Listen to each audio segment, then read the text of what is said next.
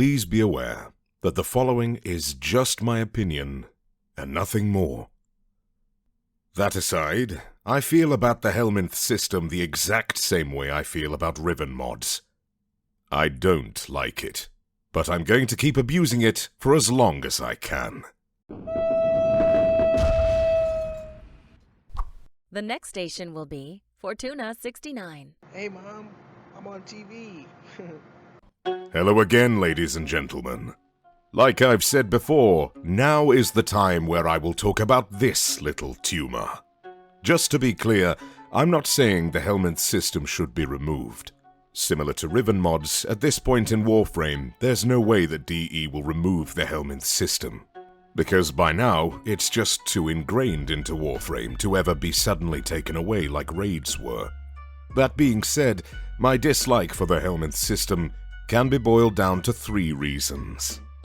The application, Helminth Invigorations, and the disparate resource sink.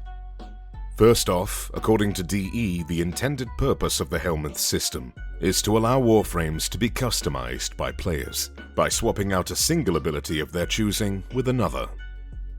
I sincerely disagree with that purpose.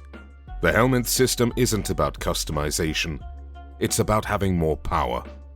Although it's true that the Helminth system gives players a little bit of freedom when it comes to how they want to play a specific Warframe, the thing is that some people, myself included, see the Helminth system as less of a tool for simple customization and more as a method to straight up make Warframes better by removing abilities which are considered bad.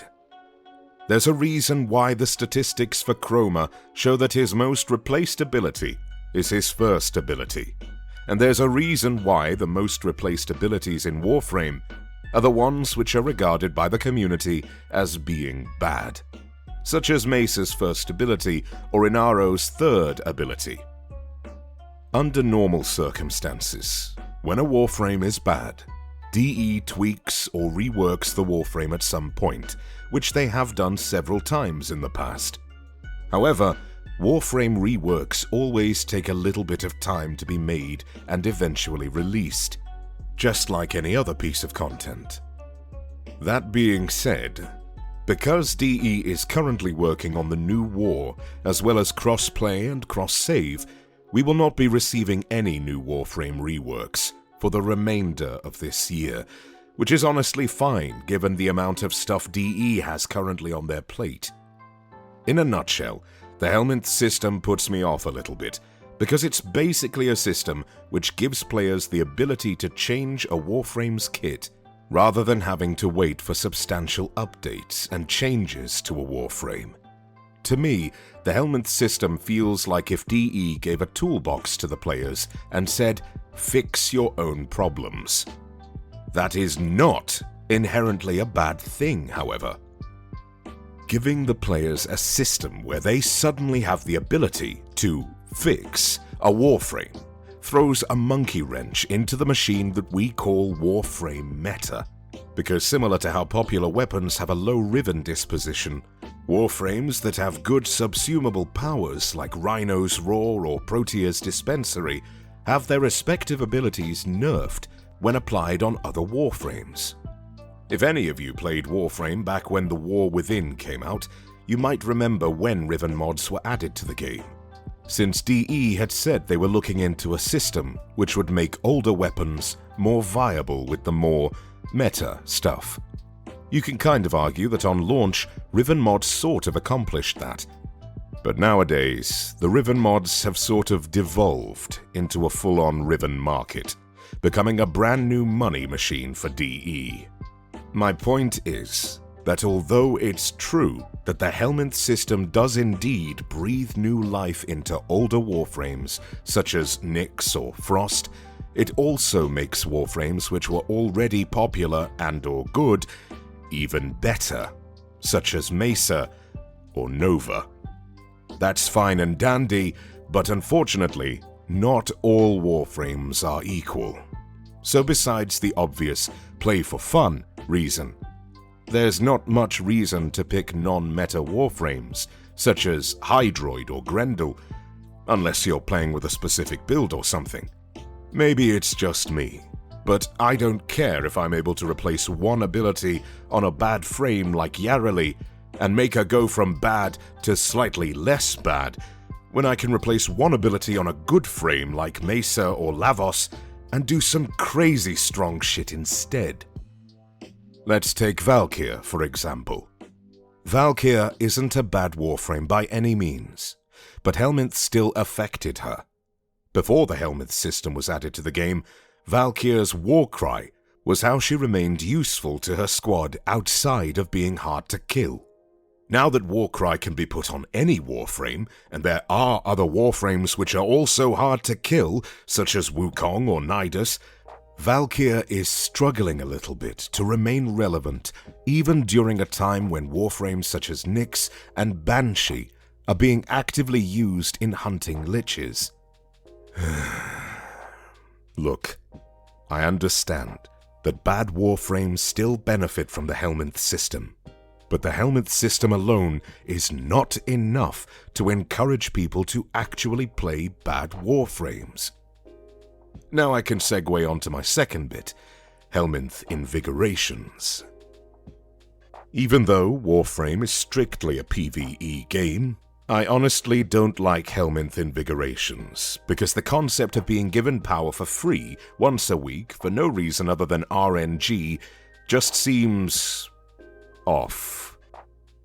I've seen a lot of people refer to Invigorations as a bastardized version of Warframe Rivens, and personally, I don't agree with that term, but I don't disagree with it either. Having random weekly Warframe buffs in conjunction with the ability to change Warframe abilities anytime, in my opinion, feels like a system designed to quote-unquote encourage people to play Warframes they normally wouldn't. Even then, Helminth Invigorations technically aren't random, since some of them are weighted. Maybe it's just me, but in Warframe, there are only a handful of Warframes that I love playing.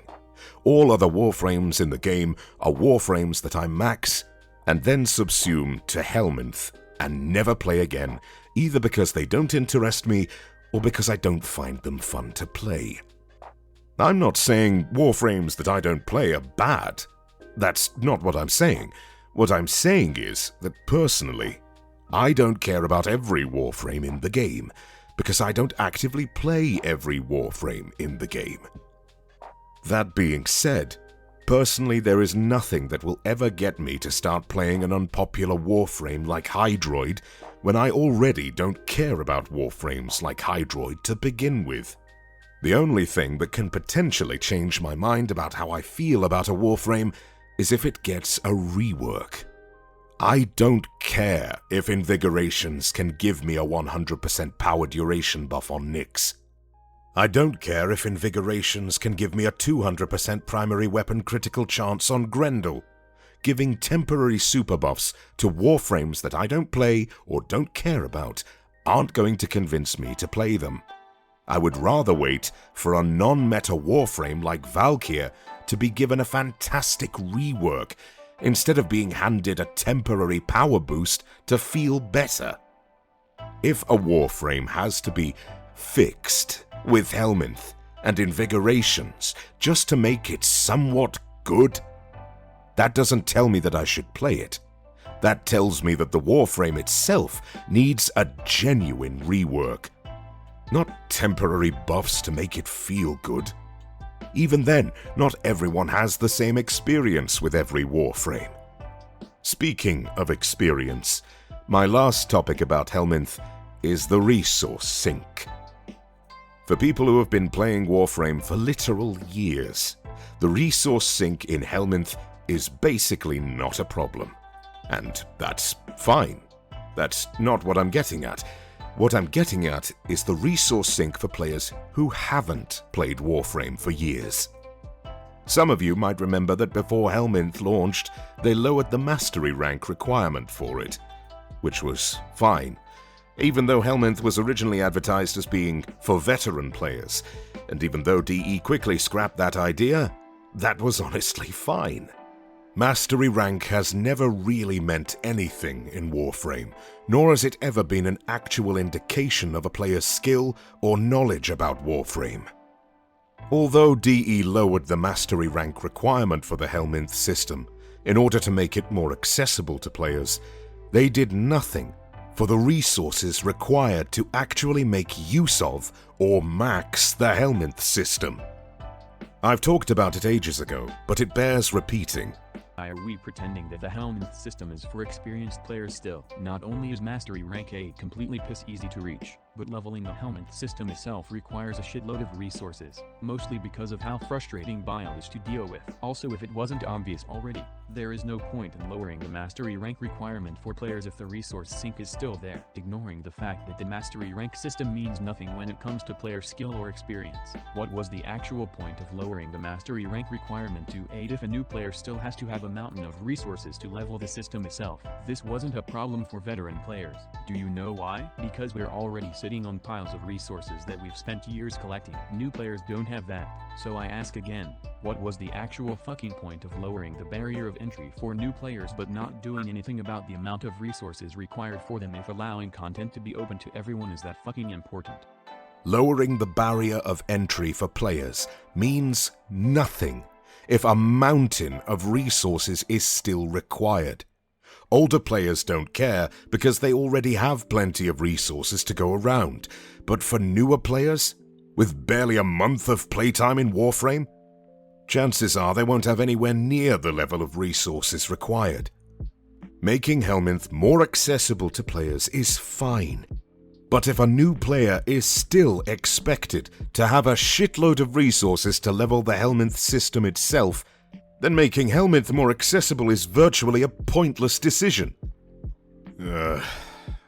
Pardon me if I've rambled a bit too much. The Helminth system is something that, on paper, I thought would be cool, but in practice, I'm not actually a fan of it. It's just that I would rather have all Warframes be decent or good, instead of having to artificially make a Warframe good by giving it temporary buffs with the Helminth system. The way that I see it, every Warframe should be good. Not overpowered or break the game good, but good enough that replacing abilities with Helminth isn't mandatory anymore. If everything is viable, then anything is fair game. Then people don't have to sweat to figure out how something that's non-meta can keep up with top-tier Warframes and weapons. Those are just my thoughts. Take care of yourselves, be excellent to each other, and as always, thank you for watching.